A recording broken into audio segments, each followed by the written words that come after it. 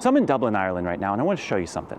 Just over my shoulder, you see this beautiful green dome church run by the Franciscans. It's been here for nearly 200 years, and it is gorgeous. But if we go up the hill here, we see that there is an even more gorgeous church, Christ Church Cathedral, originally the Catholic cathedral, taken over by the Anglicans in the Middle Ages, one of the most beautiful churches you will ever see.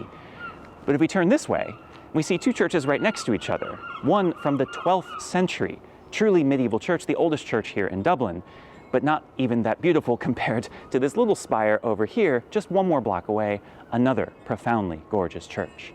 Downtown area, there are 13 Catholic churches. In all of Dublin, there are 26. In the Dublin Archdiocese, there are 197 parishes for a very small diocese. By the looks of things, you might think that Ireland is the most Catholic place in the entire world. And my guess is that it once was. But what all these churches have in common now is that they're empty. As an American, I come here wondering what went wrong and what we can learn from them.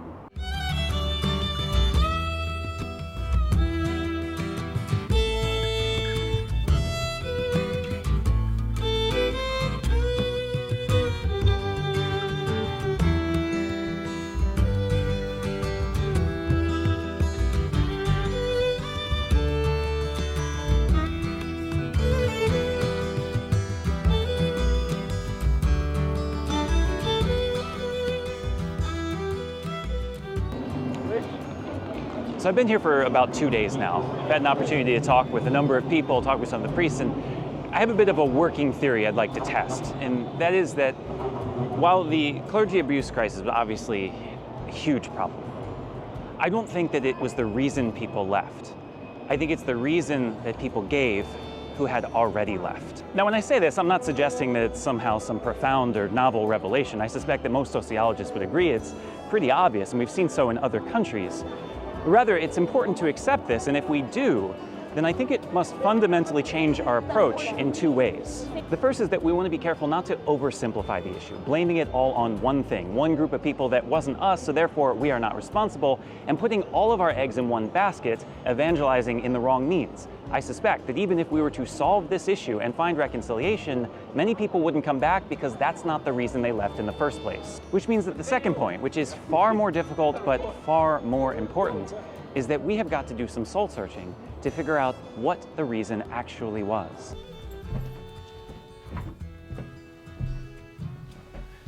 Okay, so I've been back in the US about a week and I've had time to think about what I saw. It's obviously a complex issue that I never hoped to solve in just a few days, but in talking with people all week, both active and fallen away Catholics, I found that three themes continued to come up: celibacy, clericalism, and secularism. As a caveat, I'm not sure if these are the only three or even the most important three factors, but I do know that they all played an important role in getting us to where we are today, and that they offer the church and the rest of the world a cautionary tale to learn from. Let's begin with celibacy, but not celibacy in itself, but rather celibacy as a mechanism of power. The idea that being unmarried causes pedophilia or that there's an inherent flaw to the practice has been debunked many times over. Celibacy, lived properly, is a gift to the church. When I say celibacy, what I'm talking about are the practices of enclosure and secrecy that often accompany it, tools used by some to build a structure of power that allows greed and abuse to flourish and attracts and protects people more concerned with worldliness than the gospel. And when I look at the Catholic Church, a lot of it was determined by a power-based system, a hierarchy, an infrastructure that had nothing to do with faith, had nothing to do with decency, kindness, humanity, the essential core truths of reaching out into the unknown to tell somebody that they're not alone. The sexual abuse crisis did not come out of nowhere, and for most people, it's not the abuse itself that is the most upsetting. It's the way the church knowingly allowed it to continue with lax admission standards and cover-ups. For centuries, the clergy was simply beyond reproach. In the church at large, but particularly in Ireland, there was a sense of reverence and deference towards the clergy, a mystique that afforded priests and bishops special treatment, unparalleled access to people's lives, unchecked authority, and protection against criticism. This is the sort of thing that is going to attract all the wrong types of people. Any institution that protects fallacy over reality is going to attract frauds, liars, degenerates.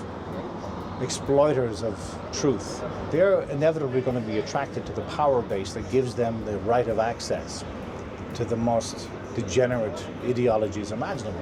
We could look at this in a nefarious way, that the church attracted and promoted men that were simply interested in power, not the gospel, but we could also look at it in an innocent way as well, that it attracted and promoted men who simply needed a safe haven from the world of marriage and family life. As one person told me off camera, there's this old saying in Ireland that he couldn't remember exactly, but something like, the first son gets the farm, the second son gets something else, and the gay son becomes a priest. Which is absolutely not to suggest the other fallacy of this whole ordeal, that the clergy abuse crisis was the result of gay clergy, an idea that has also been debunked many times over, but rather that the celibacy requirement welcomed men who were, for whatever reason, unfit for marriage and family life, to hide from whatever made them unfit. For some men, it seems apparent, celibacy was not a gift that they possessed and so flourished because of, it was a means of repressing what was not accepted by society. May it be homosexuality, or may it be some other vice or immaturity. The problem was not celibacy itself, but the ill-fitted men who were attracted to the power that it offered. And many, many men were attracted to it, leading to the second issue, clericalism. It may be hard for us to imagine in our world today, but one of the biggest problems that caused the situation that Ireland is in today is actually that they used to have too many priests. For decades, Ireland was so inundated with seminarians and priests that it didn't know what to do with them all. They were sent all around the world to be missionaries in foreign lands. The reason that Hollywood still employs the trope of a Catholic priest with an Irish accent? That's nice to hear. But if you do break a rule, you can always find absolution in the sacrament of confession. And if you don't think Christ is down here on the waterfront, you've got another guest coming. Is because this is the way things were for many generations. Irish priests were everywhere. This doesn't sound like a problem until you realize that the excess of priests meant that, until only recently, the laity were basically treated as unnecessary in the life of the church. Focuses of Vatican II really was on that we're the people of God, and that we're all the baptized, and we all have a responsibility for the spreading of the gospel.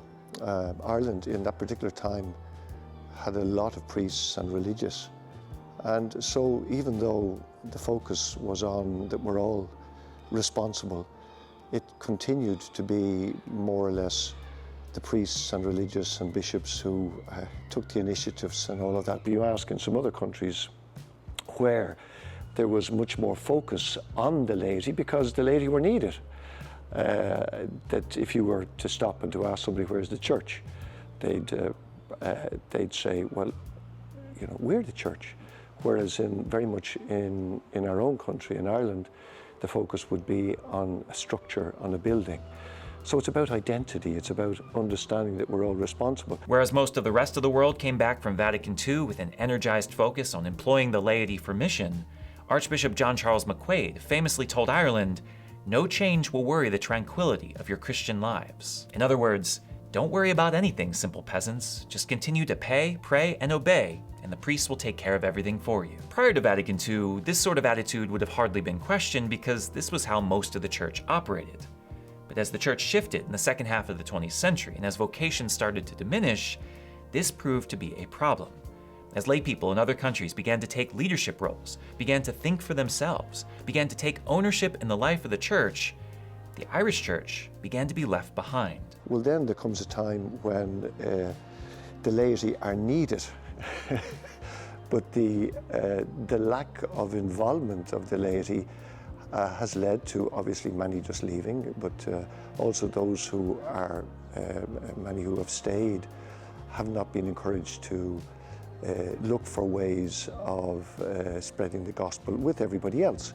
So the initiatives don't come. But even more than just being left behind, what many began to realize in Ireland was that the clergy, with all of their power, were actually an oppressive force, keeping the laity from growing. What was the difference, some began to ask, between the English telling them what to do without question and the church telling them what to do without question? Especially in the world of the 1960s and 70s, where postmodern thinking was starting to take root, where people around the world were beginning to cast off convention and institution for free love and open minds, the idea of remaining quiet and just obeying orders began to get some pushback, however subtly. Things were not quite a free-for-all just yet. The people of Ireland celebrated the Pope's visit in 1979 with great joy, but the cracks were beginning to form, leaving just enough room for secularism to creep in and rot things from the inside out. For many decades, and to some extent even today, the people of Ireland considered themselves Catholic while also moving slowly away from the practice and teaching of the Church. What kept many committed to the Church, some have suggested, was less a desire for the gospel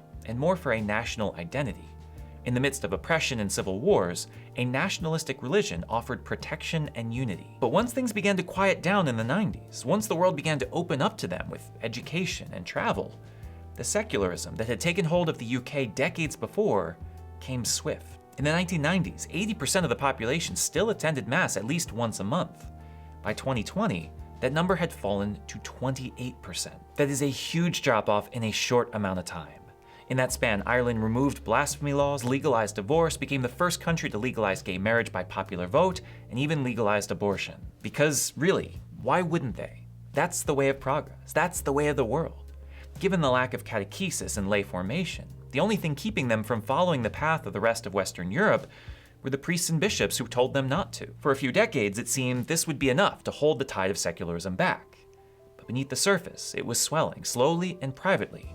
And when it became clear that the priests and bishops were not the trusted authorities they thought they were, everything broke, and it broke fast. As I see it, the clergy abuse crisis was not the cause of the decline of Catholicism in Ireland. It simply proved to be the inciting moment, giving people permission to act on what they had been feeling for decades.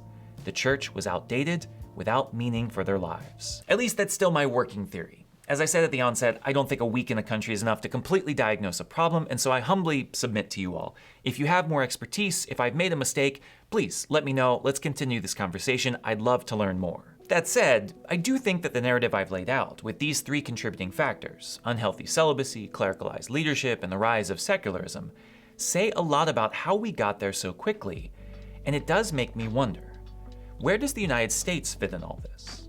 What about those still traditional countries, like those in Latin America and Africa? Is what we've seen in Ireland a sign of things to come? The answer, of course, is yes, no, and maybe. There is no situation right now quite like 20th century Ireland, so it's probably unwise to apply it directly. But I do think that it's helpful to consider these three factors as warning signs and exhortations for our own situations. How is celibacy lived?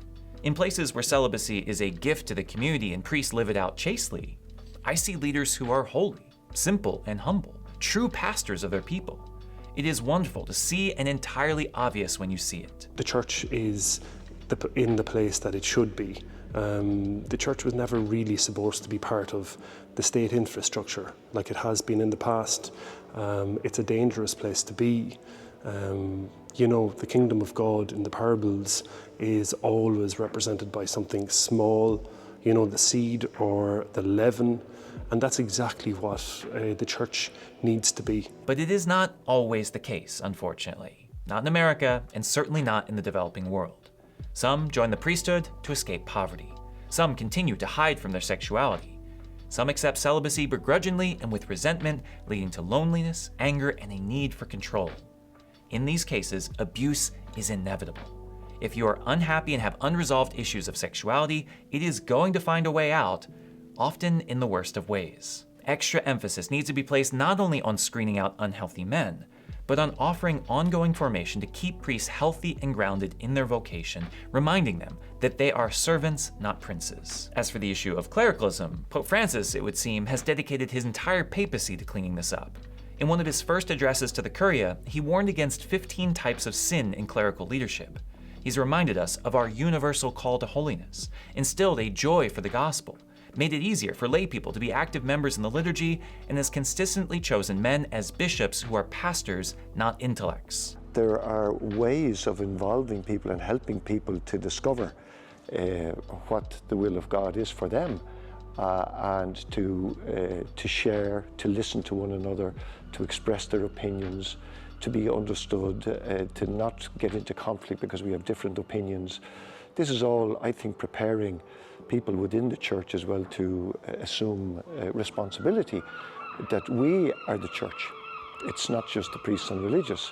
If we have an outlook like that, a missionary outlook, and we try to speak into people's experiences, and you have then Catholics who are Catholics by choice, that they have to choose this rather than something else, then that is a really hopeful future. And it's part of the reason, a big part of the reason why I became a friar. I saw this at the time, and I saw that there were a lot of scandals in the church and breakdown of these older structures, and I thought, this is perfect. We need to start from a point like this and start to sow these seeds. Unfortunately, opposing forces remain strong today. In some communities, the sense of otherness of the clergy is being emphasized once again, putting the priests above the laity to be served. Faith formation, community organizing, and lay leadership are being replaced with simple devotions. In many places, true collaboration and leadership is rare. Father is in charge, and so that's the end of that. If we want to avoid the drop-off of faith we've seen in Ireland, we need a strong renewal of the calls of Vatican II. We need an active laity that is well catechized, listened to, and empowered to lead. Not in opposition to or replacement of the clergy, but among them as fellow members of the people of God. Finally, what can we say about secularism? It is at this point pervasive throughout much of the Western world, with little that can be done to resist it. But maybe resisting it was our problem in the first place. Instead of playing the role of the stick in the mud, the rigid, outdated old-timer that doesn't embrace the changes of the world, might we adjust our tone a bit? Rather than denying everything from the world without discretion, I wonder if we might have a little bit more success with nuance, lauding the good that the world produces while refuting the bad with reasoned, compassionate correctives. To outright ban things, to approach the world with fear and judgment, to tell people not to press that red button or else, especially when the world genuinely believes that what we're banning is actually good, isn't going to win many people to our side.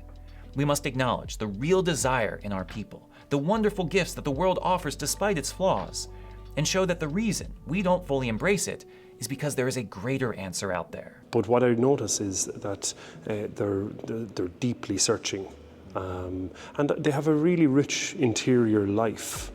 They just, a lot of the time, it's hard to commit. That is a problem, and then to commit to one particular way or outlook is difficult for them. And if there isn't that perseverance in a choice, then it's not really going to benefit them in the long run. It's not going to make a difference to their lives. It's not going to give genuine long-term meaning. And that is something where I think is hopeful for me anyway, as a friar, working in a mission country now, that there is a real openness and a desire for something to go deeper. Like good improv artists, I don't think no is ever the answer. It's always yes and. It's about finding what our people like in this world, embracing the legitimate desire they exhibit, finding the good in what they like, but then building upon it with the fullness of the gospel. Your life is graced, your life is good. You have a lot of things in your life that are very good. And Catholicism and faith is grace upon grace. It's the added extra that can give you fullness of life. So it's the more. It's not something that, it's not a security blanket or some insurance policy. It's something that is actually going to help you flourish as a human being. I suspect that it is not just Ireland that has struggled with this last point, but all of us in the church. As we continue on, there is no doubt that the world is going to grow ever distant from the truth of the gospel, and this question is going to become ever more important that we answer correctly. My hope is that we may learn from Ireland, not only from what went wrong, but in what they've learned along the way, and how the faith continues to exist despite it all, how it is even growing today. Hope is not lost, not for Ireland, and not for us. While there are some, and rightly, revealed scumbags in the church, not only are they not representative of the church, they are exploiters of the most beautiful aspects of love. So when I see the church now, I don't see institutions built on corruption or buildings or the mechanisms of capitalism or the exploitation of degenerates. I see something which is manifesting now in a lot of people returning to faith, which is a spiritual yearning to connect with something that transcends the limitations of self and allows you to finally recognize, despite all the pain and the horror that you are not alone. You know, some people get very upset by the drop-off in attendance and everything like that, but you know, if we believe that it's the Spirit that's at work, the Spirit raises up people in different moments of history, then I think that the church will be very different. But, you know, I don't despair, but we're going through obviously a huge transition and a huge change in the church, not only in Ireland but in Northern Europe, in religious life, all of that. And I suppose it's to not to lose the faith, and to continue to encourage people to take initiatives, to look for ways of sharing in the simplest of ways their faith in Jesus Christ and in the gospel.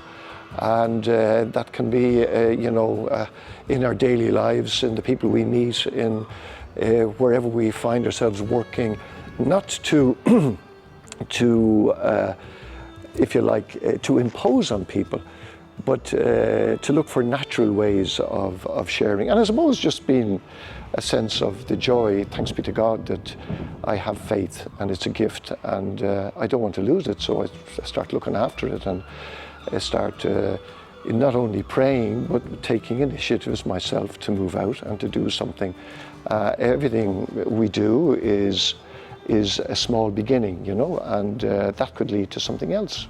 My hope is that people can freely choose something meaningful for their lives, and that we, as members of the Catholic Church, can be signs of the kingdom in Ireland, and proposing gratuitously to people in Ireland the good news, the joyful good news of the gospel.